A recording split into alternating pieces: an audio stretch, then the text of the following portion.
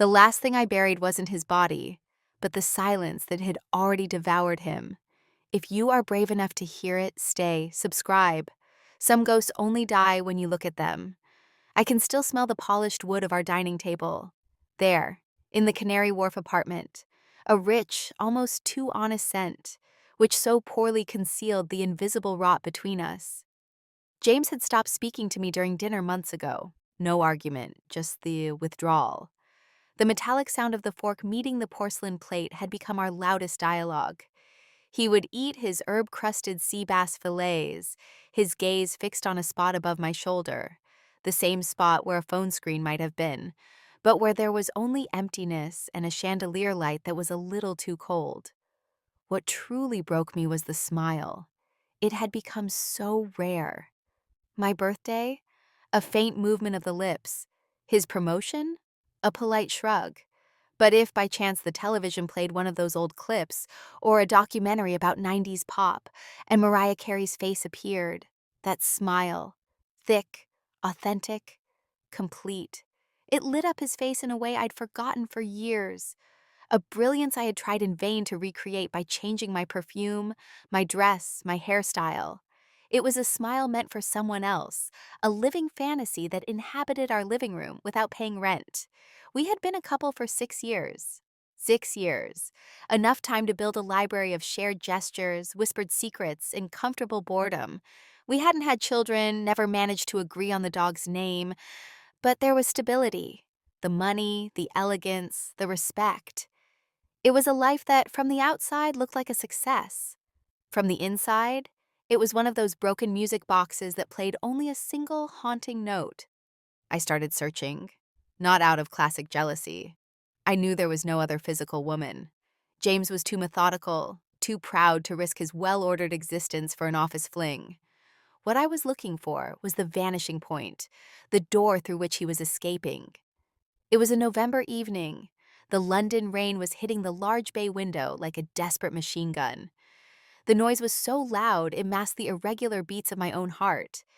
James was sleeping. He had this way of sleeping, very straight, almost military, his right arm stretched out beside him. I waited. I waited until he reached that phase of deep sleep, where even thoughts seemed to slow down.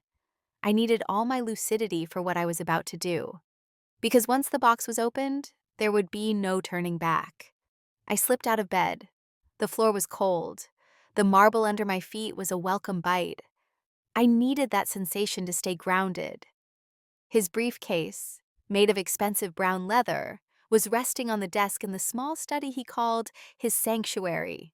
The key was always hidden in the same Chinese ceramic teapot, a poor, predictable hiding spot. But James had that arrogant confidence that no one would ever dare invade his space. Especially not me, his quiet, discreet wife Sophia. The lock clicked softly. The sound was dry, definitive. Inside the briefcase were his law firm files, tedious contracts, and hidden beneath a stack of papers, the notebook. It wasn't a professional ledger.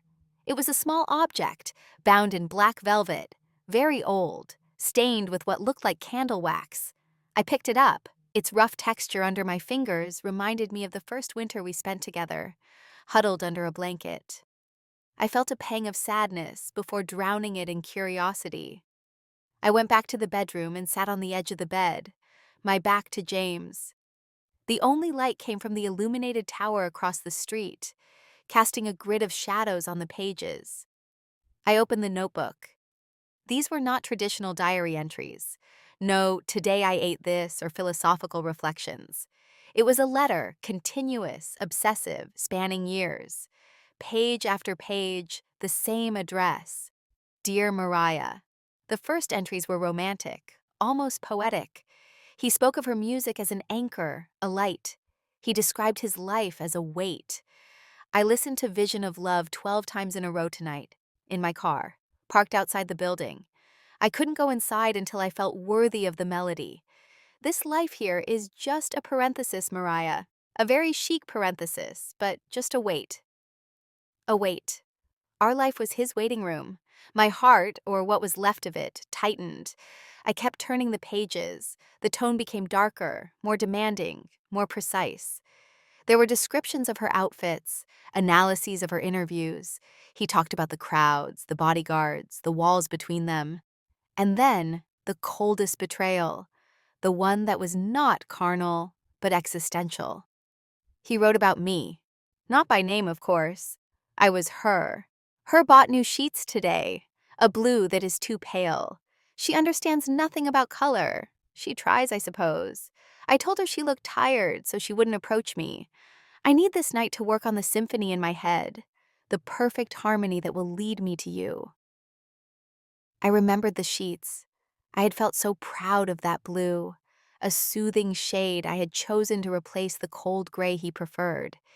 He had looked at the fabric without expression and told me, "You should rest, Sophia, you look exhausted." It was a phrase of eviction. I continued. The entries became less frequent but more intense. There were plans, calculations of time differences, mentions of business trips that I now knew were not just lawyer meetings. He had gone to see her. He had gone to the same city, perhaps the same building, just to breathe the same air as her. Then, the last page. The velvet was worn in that spot, as if he had caressed it 1,000,000 times. James's handwriting was larger, more desperate. I saw the car, the black Bentley. It was almost enough. But the window was tinted. One day the glass will disappear. One day you will see me. Then the final line, the sentence that made me a living widow. Dear Mariah, one day you'll see me. When you call, I leave her. When you call, I leave her. That was it. I was just a piece of furniture waiting to be discarded the moment a distant goddess's call rang out. I closed the notebook. The glacial elegance of my life splintered. I felt the urge to scream into the room, to wake James and force him to read every line aloud, to give me a physical reason to be broken. But the scream remained there, trapped in my throat, taking the shape of a cold, metallic taste. I put the notebook back in the briefcase, locked it, and put the teapot back in its place. When I got back into bed, James's body next to mine felt like a foreign continent. He breathed softly, in his distant reverie. I looked at him. He wasn't a villain. He was an empty man filled with an obsession so pure that it had devoured everything else, including his sense of reality. That's when my revenge began. It wasn't loud. It was financial. I spent the next 3 months becoming the perfect wife, the one he would never leave, even if the call came. I planned dinners carefully, bought the wines he loved, reviewed his firm's files to offer him subtle, precise legal advice. I made sure he felt indispensable, supported, and above all, boring. Because boredom is fantasy's favorite playground. I also started playing the shadow game. I followed him, discreetly. He would take his flight to New York for, supposedly, corporate negotiations. I would take the flight 2 hours later. I watched him sit in the lobby of a luxury hotel, the briefcase at his feet, staring at celebrities. He did nothing else. He watched, waiting for a divine connection, a sign. He never saw me. One evening in Chicago, I saw an opportunity. He was sitting in a hotel bar, staring at a magazine cover featuring her face. He was slowly drinking a scotch. I ordered the same drink at the bar. I took a pen and a sheet of the hotel's letterhead. I copied the exact phrases from his notebook, changing only the address. Dear James, I have read your soul. You are a symphony. I slipped the note to the bartender with a 50-pound note. For the man in the gray suit, let him believe it's an important message. The bartender did his job, the way James read that note, the slowness with which he absorbed every word, the slight tremble of his hand on the glass. It was the first time his fantasy had invaded his reality. He left the bar 5 minutes later, walking with the momentum of a man who had just received a divine summons. I knew that hope, however pure, was the most effective poison. Back in London, I started the most critical part. James disliked the unforeseen. He liked his financial structure, his stock portfolio, his separate bank accounts, the villa in Spain, where he had insisted I waive all rights in case of divorce. I used my discretion, my silence. I used the legal expertise he had so carelessly shared with me during the dinners when he wasn't speaking to me. I found the flaws in the villa, contracts, the small omission in the trust document signing, the minor detail that rendered the contract void in case of proven bad faith, and what bad faith it was to use your wife as a phantom while waiting for your idol. I went to see a solicitor.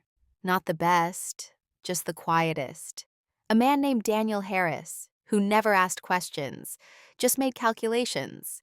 I told him I wanted a quick, clean, but devastating exit. I gathered the evidence, not of physical betrayal, but of emotional betrayal, the de facto abandonment of conjugal life. I had the notebook, but I would never use it. It was my trophy, not legal proof. My proof was colder. Bank statements showing non-professional trips to Chicago, New York, Los Angeles. Luxury hotel charges paid from the joint account, even for nights when he was supposedly in Manchester. The day I signed the papers, it was raining again. The same fine, desolate rain. I was sitting at the table, in front of my teacup, the one with the hiding spot. James came home from work, the briefcase in hand. He looked distracted, but strangely satisfied. The message from Chicago had nourished him. "Did you have a good day, James?" My voice was soft, normal. "Yes, Sophia. Very productive." He placed the briefcase on the desk casually. I smiled. I felt the cold leather of the ring he had given me, a soulless engagement ring, which I had slipped into my pocket. I placed my hand on his. "I have something for you." I took the black velvet notebook from my pocket and placed it on the polished wood. James's gaze froze. It was the first real expression he had given me in 6 months. Fear, pure, undiluted. He looked at the teacup. He looked at the briefcase. He looked at the notebook. Where, where did you find that?" His voice was a broken whisper. "It was in your briefcase, James, under the Safford and Company documents." I spelled out the firm's name with surgical precision. "I needed the bar directory for a friend. I saw the notebook." It was a lie, of course. I never needed the bar directory, but it was a credible lie. He didn't open the notebook. He knew what was inside. He knew what the last line meant for our life. It's not what you think, Sophia. It's a story, an, an outlet." The denial was weak, pathetic. "I know exactly what it is, James. It's your exit door." I pushed the notebook toward him, the velvet gliding across the wood. "And I'm here to help you open it." I took out the envelope and opened it. I placed the divorce document on the table, right next to his obsessive journal. "The papers have been filed. My solicitor was very thorough. You left me the London house. I'm leaving you the villa in Spain, but only if you agree to sign today. My solicitor is very good at finding good faith errors in trust agreements. It's an exchange, James. My silence against your signature." He remained silent. The sound of the rain became the only noise. There was no more elegance, no more politeness, only two naked people facing the end. You don't have the right. You have no legal grounds." "I don't have the right?" I laughed softly, a faint vibration in the cold air. "James, you married a woman, but you wed your expectation. For 6 years, you smiled at a television screen waiting for a call that would turn me into a footnote. I call that emotional abandonment, and I call that bad faith. I read your confession, James, and now, I am finishing it for you." He took the notebook, clutching it. It seemed more real to him than my face. He signed, without saying a word, with the same methodical concentration he used to eat his sea bass. He took his briefcase, the notebook, and disappeared from my life that night. An exit without drama, without a suitcase, without a word of farewell. Just the man finally leaving for his idol, even if that idol remained silent. He left behind only the scent of his expensive aftershave and the void he had created long ago. I looked at the signed document, the raindrops on the glass. I had won. I was rich, free, alone. It was justice. But the cold in my heart wasn't just the lack of James's love. It was the memory of the first time I had opened that notebook 4 years ago, looking for a word of love. I had read the phrases, I had seen the name, and the final line about, "When you call, I leave her." And instead of leaving him, I had spent 4 years becoming the most perfect and boring woman possible. I had fed his obsession with my silence, because I was so terribly afraid of being alone that I preferred to be a ghost beside him rather than an absent presence forever. I had stolen his fantasy, I had turned it into a trap, but in that trap I remained stuck with him. I had waited for the call, too, the call that would make him leave, because I no longer had the strength to leave alone. The confession was not his, the confession was mine.